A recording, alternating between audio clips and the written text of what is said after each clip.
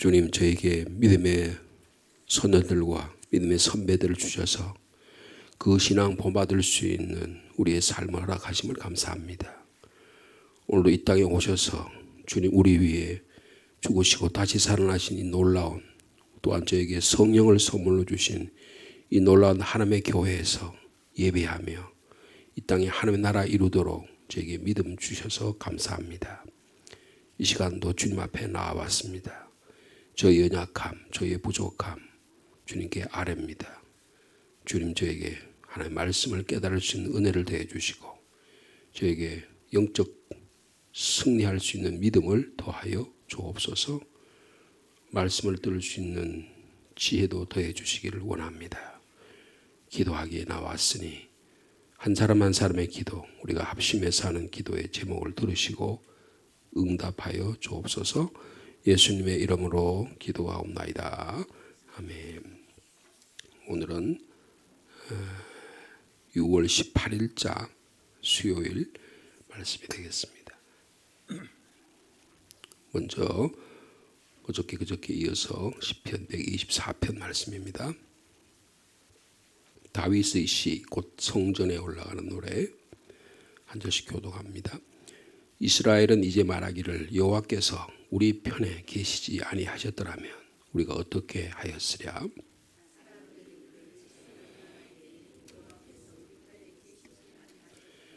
그때 그들의 노여움이 우리에게 맹렬하여 우리를 산채로 삼켰을 것이며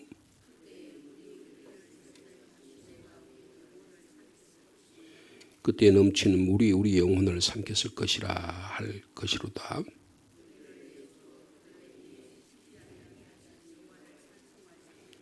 우리 영혼이 사냥꾼의 올무에서 벗어난 새같이 되었나니 올무가 끊어짐으로 우리가 벗어났도다. 아멘. 이어서 다니엘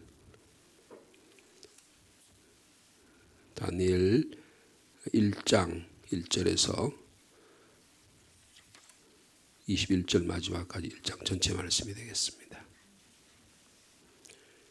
구약 성경 1231면 다니엘서입니다. 다니엘서 1장 말씀 한 절씩 교독합니다. 유다왕 여호야김이 다스린 지 3년이 되는 해에 바벨론 왕 느부갓네살이 예루살렘에 이르러 성을 에워쌌더니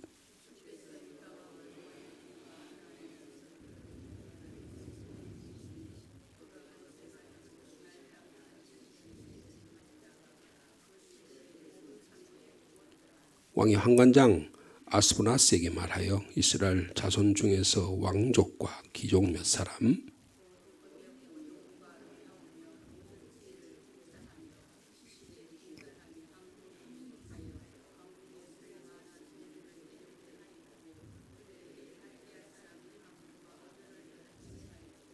또 왕이 지정하여 그들에게 왕의 음식과 그가 마시는 포도주에서 날마다 쓸 것을 주어 3년을 기르게 하였으니 그 후에 그들은 왕 앞에 서게 될 것이더라.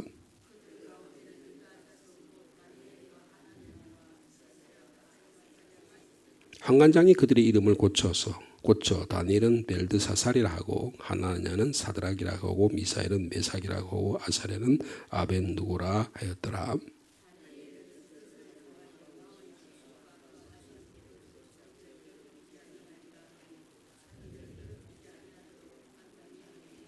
하나님이 다니엘로 하여금 환관장에게 은혜와 긍휼을 얻게 하신지라.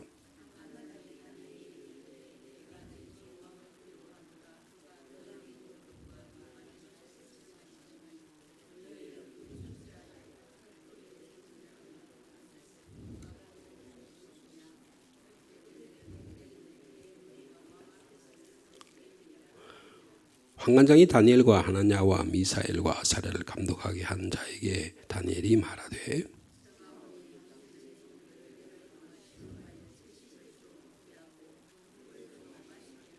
당신 앞에서 우리 얼굴과 왕의 음식을 먹는 소년들의 얼굴을 비교하여 보아서 당신이 보는 대로 정들에게 행하소서 하매 열흘 후에 그들의 얼굴이 더욱 아름답고 살이 더욱 윤택하여 왕의 음식을 먹는 다른 소년들보다 더 좋아 보인지라.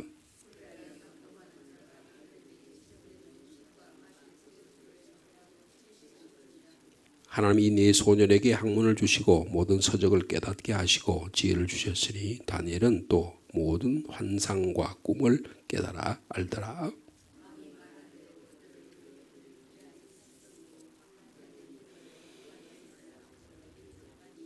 왕이 그들과 말하여 보매 무리 중에 다니엘과 하나냐와 미사엘과 아사랴와 같은 자가 없으므로 그들을 왕 앞에 서게 하고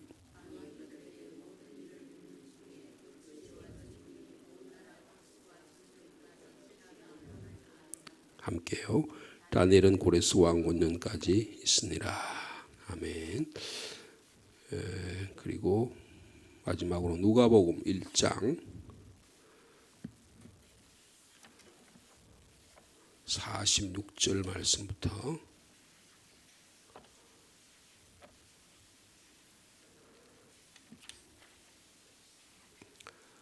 46절부터 55절까지 말씀이 되겠습니다. 46절 말씀 신약성경 88면입니다. 제가 먼저 받드리겠습니다. 마리아가 이르되 내 영혼이 주를 찬양하며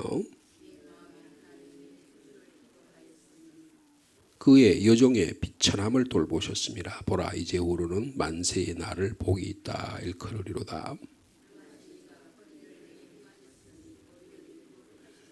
긍휼하심이 두려워하는 자에게 대대로 이르는도다.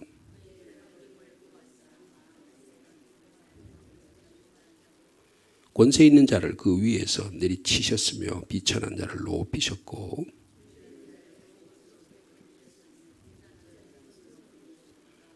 그 종 이스라엘을 도우사 긍휼히 여기시고 기억하시되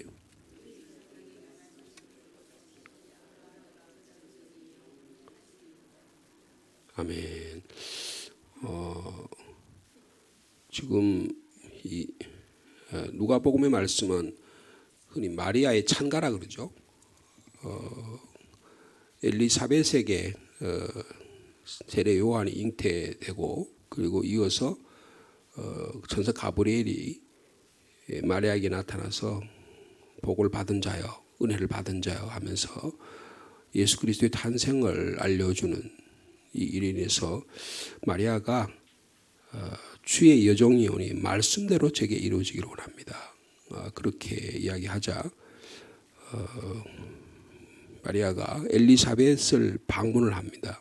방문을 하고 나서 엘리사벳이 마리아를 축복하는 내용들이 그 앞에 나오고 그리고 46절 오늘 본 말씀부터 마그니피카트라고 그러는데요. 라틴 말로 하나님을 찬양하는 위대한 찬양의 고백이 여기 나와 있습니다. 이 내용을 보면 우리가 잘 알 수 있듯이 내 영혼이 주를 찬양합니다 라고 시작하는 이 본문의 말씀에 보면 마리아는 자기 자신을 비천한 사람이다 그렇게 표현합니다. 곤궁한 사람이라는 거예요. 그리고 나는 추리고 목마른 자다 그렇게 표현하고 있습니다. 이것은 이스라엘의 영적 상황을 가리키는 거라고 볼 수 있습니다. 이스라엘이 그 당시에 로마라고 하는 거대한 제국의 속국으로 있었고 노예 생활과 다를 바가 없었고 그리고 인간다운 삶을 살지 못하는 그런 모습이 이 마리아라고 하는 걸 통해서 말씀하고 있습니다. 저희들이 오늘 이 마리아와 마찬가지로 다니엘서 읽었잖아요. 이 다니엘의 영적 상황도 마찬가지입니다. 포로기예요. 여러분 그 다니엘서 한번 보시면 다니엘 1장을 우리가 전부 다 읽었는데 거기 한번 보시면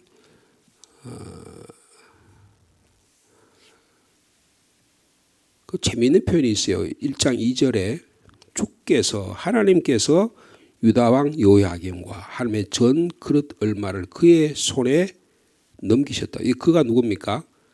느부갓네살입니다. 느부갓네살은 네부갓네살이라고 영어로 표현하는데 이 사람은 고대 바빌론 제국의 제국 창시자예요. 그리고 가장 위대한 왕으로 생각하고 있습니다. 지금 미국, 이스라엘하고 이란하고 전쟁이 있잖아요. 그 이란과 이라크 그 나라가 지금 여기 바벨론입니다. 이 바벨론 제국의 거대한 것에 하나님께서 이스라엘 민족을 그들에게 느부갓네살 왕에게 포로를 허락하셨다는 거예요. 왜 하나님 백성들을 이 포로를 허락하셨을까요? 이유는 간단합니다. 이스라엘 백성이 하나님 말씀을 순종하지 않고 배반했고 그리고 미신까지 우상 숭배에 몰두해서 한 나라와 전혀 관계없는 삶을 살았기 때문입니다. 그런데 그래서 하나님께서 유다 왕 요야김 그리고 심지어는 예루살렘에서 예배드리는 모든 기구들을 전부 다 하나님이 그의 느부갓네살 손에 넘겼다 그랬어요. 그리고 그 다음에 재밌는 표현은 그가 그것을 가지고 그는 느부갓네살 왕이에요. 그가 그것을 가지고 어디 갔다고요? 신할 땅에 자기 신들의 신전에. 여러분 신할 땅 하면 뭐가 생각날까요? 바벨탑을 생각하시면 됩니다. 바벨 신할 땅에서 이스라엘 하나님의 백성들이 옮겨가다가 신할 땅에서 바벨탑을 세워요. 그러니까 이거 뭘 말하면 세상의 문화를 이야기합니다. 세상의 권력을 이야기하는 게 세상의 부를 이야기하는 거예요. 그러니까 하나님께서 하나님의 뜻대로 살지 않은 사람들이 어디로 기속된다? 세상의 권력에 막 그 소용돌이 속에 막 빠져드는 거예요. 거대한 쓰나미의 무에 쓸려가지고 정신을 못 차리는 겁니다. 그러니까 예루살렘 성은 멸망했죠. 예루살렘 성전이 다 파괴됐죠. 그리고 똑똑한 사람들 전부 다 어디로 다 갔어요? 전부 다 바벨론으로 포로 잡혀간 겁니다. 그래서 거기에 보면 황관장이래 요새로 말하면 비서실장이에요. 비서실장이라고 하는 아스푸나스라는 사람이 이스라엘 중에서 아주 똑똑한 사람들 쓸만한 인재는 전부 다 골라가지고 이스라엘 자기 나라로 데리고 간 겁니다. 그러니까 이스라엘 사람들이 얼마나 지혜로운가 하는 걸 볼 수가 있어요. 여러분 지금 왜 미국의 트럼프가 갑자기 그 G7 정상회담 하다가 갑자기 자기 나라로 돌아갔잖아요.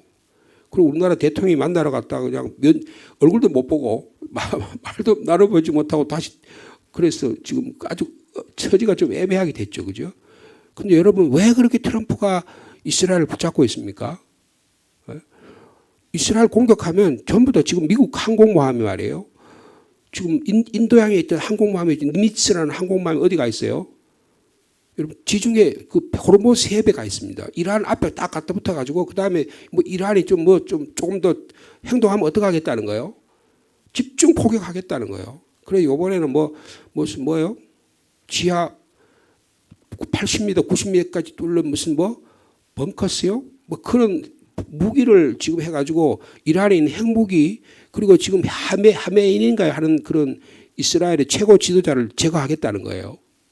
공식적으로 그렇게 이야기합니다. 근데 그 사람이 지금 옛날에 호메인이라고 하는 이스라엘의 지도자와 마찬가지 그런 역할을 하는 사람이에요. 그게 이제 배경이에요. 그걸 완전히 제거해야만 이스라엘이 안정된다는. 그러니까 이거 무슨 말입니까? 미국을 뒷받침하고 있는 미국의 사회, 미국의 문화, 미국의 경제를 뒷받침하는 사람, 이스라엘 사람이라는 거예요. 그러니까 거기에 뒷받침이 있으니까 이스라엘 사람들의 도움을 구하지 않으면 트럼프는 자기 권력의 군사력의 그 향배가 무너질 가능성이 대단히 많습니다. 그런 내용이에요. 그런데 지금 하나님께서는 이스라엘 민족을 다 와해시켰어요. 그러니까 지금 이게 어디가 있습니까? 중동에 가 있는 거예요. 참 역사적 아이러니죠. 지금은 그게 둘이가 막 싸워 야단법석인데 지금은 어떻게 해요? 하나님께서 이 똑똑한 사람들 다니엘과 세 친구를 똑똑한 사람 어디로 데려갔어요? 바벨론 왕궁에 데려갔습니다. 여러분 이게 뭘 가리킬까요? 암울한 시대예요. 자기의 민족이 정체성이 없어졌습니다. 그리고 지금 똑똑한 사람은 전부 다 가서 풀 인재들은 전부 다 데리고 간 거예요. 여러분 중국하고 미국하고 싸우다가 지금 요새 좀 화해를 한다 그러잖아요. 근데 왜 그럴까요? 미국에요. 제일 좋은 대학이 무슨 대학입니까? 하버드 대학이라는 곳이에요. 그 기독교 대학입니다. 하버드 대학인데 하버드 대학의 한 15%가 중국 사람입니다. 엄청 많은 사람이에요. 그 중국에서 똑똑한 친구들 전부 다 하버드 대학, 프린스턴이라든지 MIT라든지 뭐 이런 콜롬비아 대학이라든지 이런 동부 쪽에 있는 유명한 대학에서 전부 다 그렇게 공부를 한 거예요. 그래가지고 거 있는데 트럼프가 뭐라면 얘들 다 중국인을 쫓아내라는 거예요. 근데 왜 그렇게 했을까요? 중국에 있는 히토류, 미국에서 만드는 전자제품에 이걸 만드는 그거 전부 다 중국에서 수입하거든요. 그거 타협하려고 그러는 거예요, 이 사람은요. 그래 지금 타협이 됐잖아요. 그리고 히토류는 우리한테 주면 내가 중국에 있는 유학생들 하버드 대학에 공부하게 하겠다는 거. 지금 그렇게 지금 된 거거든요. 그럼 전부 다 이렇게 해서 권력의 싸움이 지금 이렇게 일어나고 있는 겁니다. 그런데 지금 이스라엘이요. 절망 가운데 다 지금 폐허 가운데 있어요. 근데 하나님은 이걸 어떻게 하셨다고요? 허락하셨대요. 허락하셨대. 이게 뭘 의미할까요? 여러분 우리가 세상 속에 삽니다. 우리 교회 안에 사는 게 아니에요. 세상 속에 사는데 세상 속에 살아가는 걸 하나님이 허락하셨다는 거예요. 그 어떻게 살아야 돼요? 다만 세상 속에 살아가는데 여러분 여기 지금 바벨론의 문화를 배웁니까? 안 배웁니까? 문화를 배우잖아요. 다 배웁니다. 학문을 다 배우는 거예요. 3년 동안 하는데 3년 동안에 최고의 말하자면 과정을 다 배우는 거예요. 마치 모세가요. 바로의 공주와 바로의 애굽의 왕국에 들어가서 뭘 배웁니까? 애굽의 문화를 배웁니다. 애굽의 문화를 전부 다 저걸 바로 알아야 승리할 수 있는 거잖아요. 다 배운 거예요. 여러분 다니엘과 그의 세 친구는 세상의 문화를 다 배웁니다. 최고의 바벨론, 여기 바벨론이라고 하는 것은요. 헬라 시대 가면 최고의 학문을 상징하기도 해요. 그 바벨론의 세상의 모든 정치, 경제, 사회, 문화, 예술, 스포츠, 뭐 사람과의 관계, 운변술 이런 거 다 배웠다는 거예요. 다니엘과 세 친구가 다 완벽하게 배웠다는 겁니다. 근데 뭘 안 배웠어요? 세상에 그들이 갖고 있는 문화를 배웠지만 그들의 문화에 빨려들지는 않았다는 거예요. 이게 대단히 중요합니다. 근데 그걸 뭐라고 표현했냐 하면 그들이 먹는 음식과 포도주를 이 다니엘과 세 친구가 먹지 않았다는 거예요. 이게 뭘 말할까요? 그 당시에 음식은 다 제사 음식입니다. 제사 음식을 못 먹게 한 거예요. 하나님께서 다니엘이 그래서 뜻을 정했다 그랬죠. 여러분 8절에 보면 다니엘은 뜻을 정하여 그랬어요. 여러분 우리가 이 세상에 살면서 하나님의 뜻을 정하고 살아가는 오늘 하루의 삶이 되기를 축복합니다. 뜻을 정하고 사는 거예요. 마리아가 말이에요. 자기가 비천한 여인인데 하나님께서 나에게 은혜를 베풀으셨다. 뜻을 정한 거예요. 그래서 하나님의 말씀이 내게 잘 이해는 안 되지만 말씀대로 순종하겠다고 순종합니다. 다니엘도 마찬가지예요. 시편 124편도 마찬가지입니다. 나에게 다가오는 일이 너무너무 힘들고 어려운 일이 많아요. 막 사자 이빨이 나를 공격하고 그냥 새 올무를쳐가 나를 꼼짝달싹하게 못하고 홍수와 큰 비바람이 나에 몰아쳐가지고 내가 꼼짝달싹하지 못하는데 하나님이 나를 도우신다. 도우신다. 하나님의 은혜가 나에게 찾아온다. 여러분 이게 지금 시편과 다니엘과 그리고 다니엘서와 그리고 오늘 이 마리아의 신앙 고백이 여기에 들어있는 것입니다. 여러분 그래서 우리가 이런 세속 사회 속에서 우리가 어떻게 살아갈 거냐. 희망과 탈출이 없는 절망의 상태에서 어떻게 하나님의 은총을 바라보고 살 거냐. 여러분 어떤 상황에도 하나님 우리에게 은혜를 내리십니다. 그런데 어떤 경우에는요. 모든 세상 사람들 죄 많은 사람 악인들에게도 은혜를 내려요. 햇빛을 주고 공기를 주고 살아가는 삶의 조건을 줍니다. 그런데 특별히 하나님의 사람들이 뭐예요? 하나님의 뜻을 깨달을 수 있는 은혜를 주신다는 거예요. 여러분 오늘의 우리가 시대가 아무리 악하다고 해도 하나님의 사람을 통해서 이 세상을 변화시키는 능력을 우리에게 주실 줄로 믿습니다. 다니엘이 그런 분이셨어요. 정복자의 문화를 다 배웁니다. 이름도 바꿨어요. 그죠? 이름도 바꿨잖아요. 다니엘의 이름이 뭘로 바꿨다고요? 벨드사살이라 이게 이방 신의 이름이거든요. 근데 그 이름 다 바꿨는데 그것도 수용했어요. 옛날에 우리 창세기명 했잖아요. 일제시대 전부 창세기명 했잖아요. 여러분 창세기명 안 한 사람이 있을 거 없을 거예요. 우리 부모 세대, 할아버지 세대, 할머니 세대 창세기명 한 사람이 있을 거 없을 거예요. 다 창세기명 다 했습니다. 근데 그러면 그렇기 때문에 그 일제 앞잡이라 그래야 돼요? 그럴 수 없습니다. 그 문화 속에서 그렇게 할 수밖에 없었던 거예요. 어떻게 보면 하나님께서 마치 이스라엘 민족의 범죄 때문에 그런 것처럼 우리 민족도 애굽의 일본의 문화 속에 있었던 거예요. 근데 그걸 하나님 허락하신 거란 말이에요. 근데 하나님께서 때가 되니까 어떻게 해요? 해방을 허락하셨잖아요. 그 모습을 우리가 바라봐야 돼. 그 영적인 눈을 바라봐야 되는 겁니다. 그런데 한 가지 안 받아들이는 게 뭐예요? 그들의 음식 문화는 안 받아들였어요. 뭡니까? 하나님이 기뻐하시는 구별된 삶은 필요하다는 거예요. 무상으로 제공하는 교육과 문화와 이런 것들은 거부하지 않았어요. 모세도 그랬고 다니엘도 그랬고 다 그랬습니다. 모르드게도 그렇고 다 그랬어요. 그런데요, 무료로 제공하는 전쟁의 음식과 포도주를 먹지 않았습니다. 거기에 이방의 문화가 있기 때문에요. 그것을 단연히 거절했다는 것입니다. 포로의 삶을 우리가 매일 이 세상에서 살아가는데 적응하고 살기는 살아야 돼요. 그죠? 그래 바벨론 왕이 충성을 다해 3년 동안 열심히 학문을 배우잖아요. 그래서 그 바벨론 사람들의 지식보다 더 많은 지식을 획득을 해요. 이 다니엘과 세 친구가. 그죠? 근데 그게 한계가 있어요. 어디까지? 하나님의 말씀에 불순종하는 것은 거절하겠다는 거예요. 구별할 수 있어야 됩니다. 왕의 진미와 포도주를 그러가지고 자기를 더럽히지 않겠다 그랬어요. 더럽히지 않겠다 그랬어요. 여러분 이게 대단히 중요합니다. 여기 무슨 채식을 해야 된다 이런 얘기 하려고 하는 게 아니고 하나님의 우리에게 베푸신 은혜 가운데 이 은혜를 우리가 받아들이기 위해서는 우리가 거절해야 될 게 있다는 거예요. 여러분 아마 여러분 각자에게 그런 게 있을 거라고 생각합니다. 이 신앙을 잘 지켜나가는 오늘 하루의 삶이 되기를 축복합니다.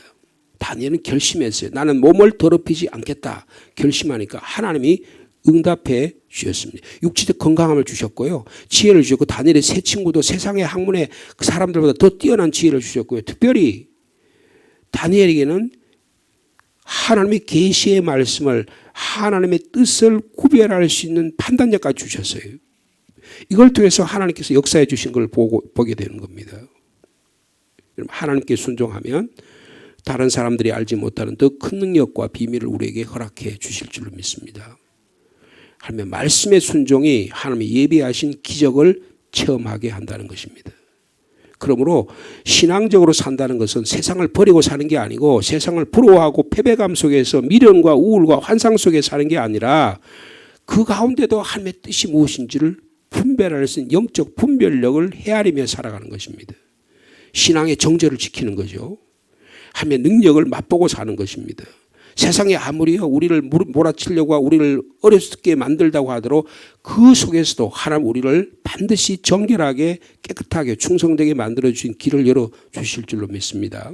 세상의 문화 속에서 긴장과 위기 속에서 결코 신앙을 포기하지 말고 철저히 하나님과의 말씀의 교제 가운데 일어나기를 원하고 계시는 것입니다. 이런 아름다운 삶을 살아드린 저와 여러분 되시기를 축복합니다. 우리가 함께 기도해야 될 기도 제목이 있는데 우리 김태순 권사님 지난 주일날 저에게 그러시더라고요. 목사님 제가 성모병원에 가가지고 용종을 5개를 제거했는데 근데 그중에 하나가 암이래요. 그래서 대장에 암이 발견됐습니다. 그래서 아마 서울에 있는 아산병원에 가서 하려고 그러는데 너무 오래 시간이 몇 개월 기다려야 되고 그런데 이 성모병원의 내과 의사가 자기가 수술할 수 있다 그랬대요.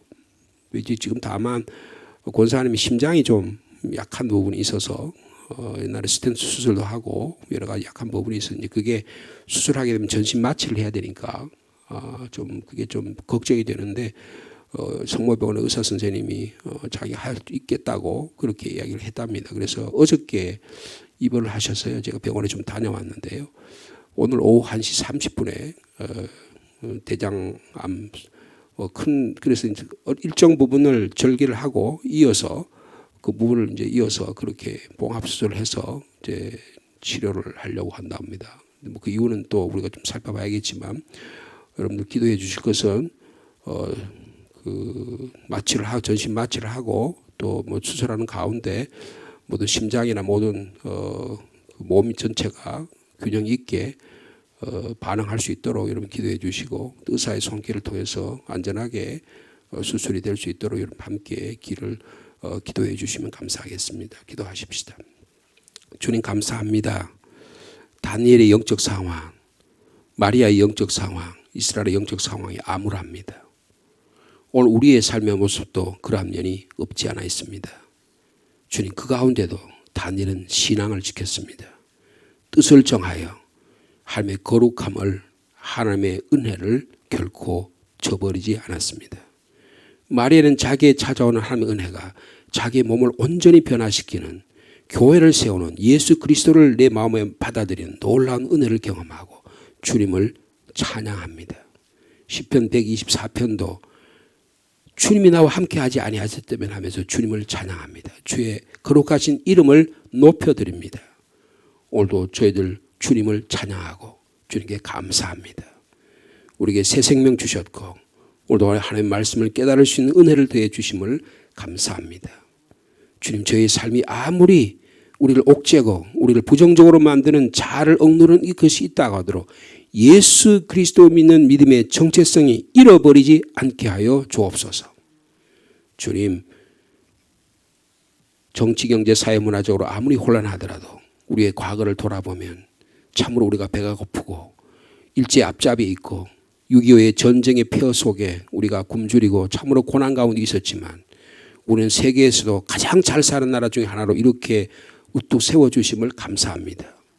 그런데 이걸 깨닫지 못하고 더 많이 차지하려고 하고 남을 누르려고 하다 보니까 우리 삶이 너무너무 핍절해졌습니다. 인심이 박해지고 남을 배려하지 못하는 그런 연약한 저희들의 모습입니다. 그러나 마리아는 주님의 은혜가 임하니까 배부른 자를 치시고 힘 있는 자를, 교만한 자를 물리치시고 연약한 나 같은 사람을 세우셨다고 주님을 찬양합니다.